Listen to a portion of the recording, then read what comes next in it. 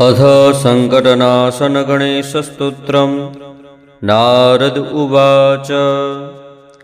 प्रणम्यं शिरसा देवं गौरीपुत्रं विनायकं भक्ता वा संस्मरे नित्यम् आयुकामार्थसिद्धये।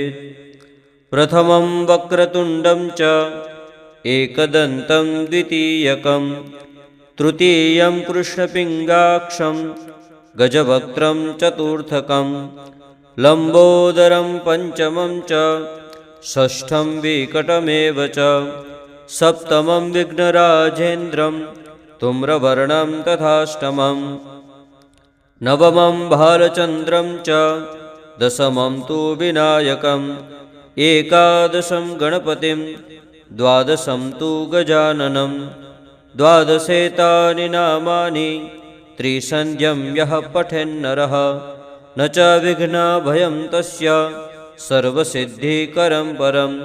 विद्यार्थी लभते विद्यां धनार्थी लभते धनं पुत्रार्थी लभते पुत्रान् मोक्षार्थी लभते गतिं।